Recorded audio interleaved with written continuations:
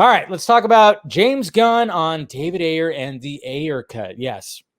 So, I mean, obviously, when it comes to the restoration of the Snyderverse, part of it, just a nice little part of it that seems like a no-brainer, even though, the plan kind of put the kibosh on that the weekend after Zack Snyder's Justice League came out.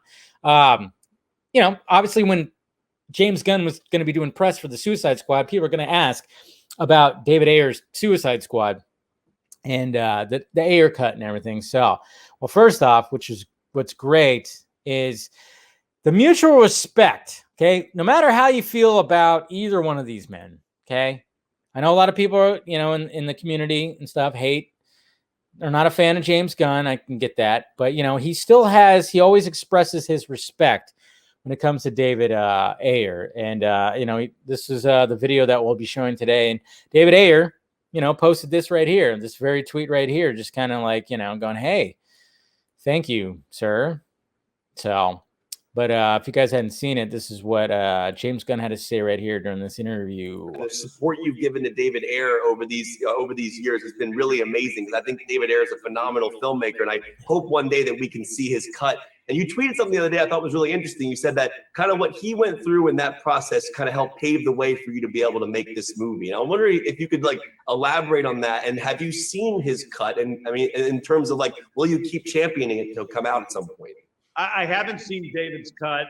We've talked a lot about it. We've talked, he's told me exactly what happened with everything. And a lot of the people at the studio are different people than who were there when his movie was happening. But I do think that Warner Brothers they have traditionally been the studio that supports the director. That's 100%. who they Unless your last name is Snyder. And so I think that has been sort of a glitch with some of that stuff that was happening in the overall history of Warner Brothers. And so, of course, they're sensitive to criticism, just like anybody would be. It's a studio, but it's also made up of human beings who, in my experience, have been some of the best people I've worked with in this industry, if not the very best. From the studio side, these are great people. So I think that of course, they're going to be sensitive to that, and I think it makes them even more likely to be incredibly supportive of me.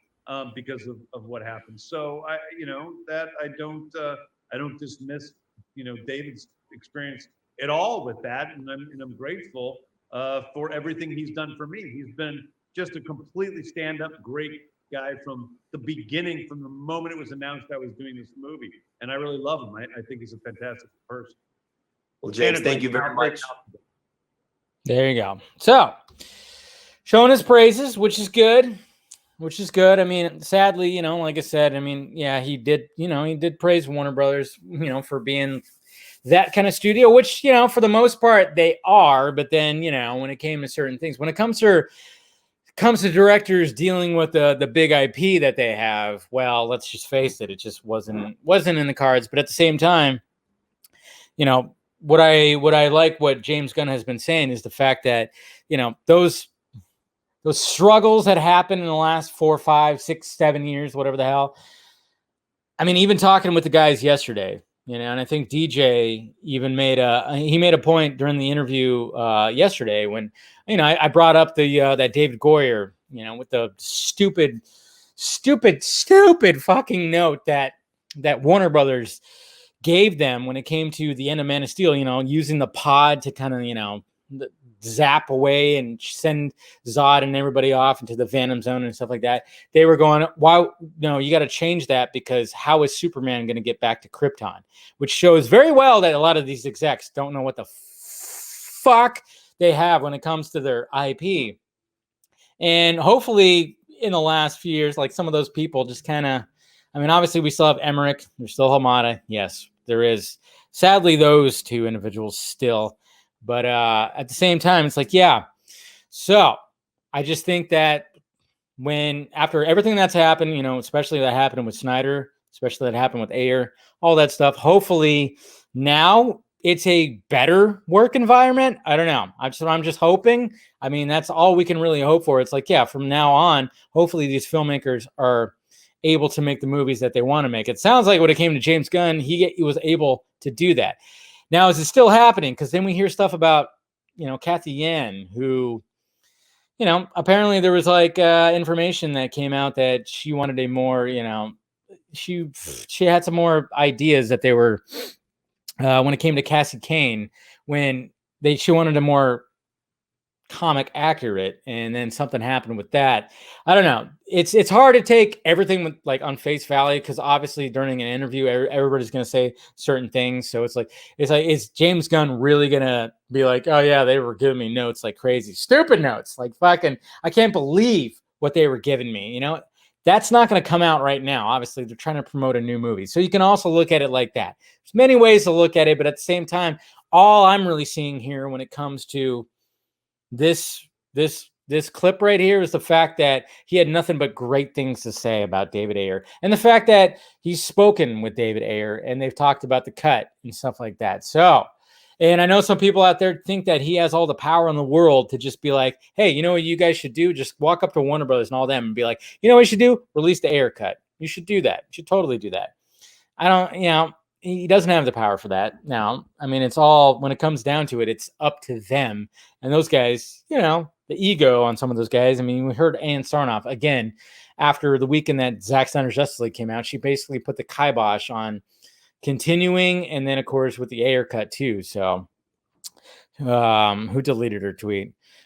Somebody deleted a tweet. Oh yeah, what she wanted back. No, I mean, apparently, I don't know. There was, it was what's her name, right? I forgot. What's her name? You guys know. I think Joe, that's who you're talking about, right? Because her tweet went crazy because she mentioned that she heard that they wanted a more comic accurate Cassie Kane. So, because let's face it, that Cassie Kane that we got in Birds of Prey didn't really work. Gail Simone, there you go. Yeah, her. There you go. Thank you, Meg. She tweeted about that. So it's kind of like, but at the same time, a lot of it's just like he said, she said. It's all hearsay. That's what sucks about it. But what I take positive from this clip is the fact that James Gunn continuously is always respecting David Ayer. He's always never, anytime. I think James Gunn tweets a little too much. He needs to, he does do a lot of tweeting. It's like, back off a little bit. They don't need to get into like any squabbles or anything like that. But at the same time, he's had nothing but respect and praises when it comes to David Ayer. And he's not going to be, it'd be insane if he actually would tweet out #release the Ayer cut. I don't think that's ever going to happen, but hey, you never know. You never know what could happen, but I don't think that's going to be the case. And, I'm sure there's been conversations that he's had with Warner Brothers execs where they're going, we're not going to release that.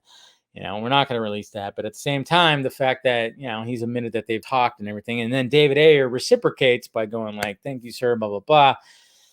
But, I don't know. We'll see. Y'all are sheep. We're sheep compared to David Ayer, or to David Ayer, to Special K. We're all sheep. Yeah, was that a sheep? They do that, right? Sound like a goat, more like a goat, but yeah, it's okay. You can call us all sheep if you want to. That's fine.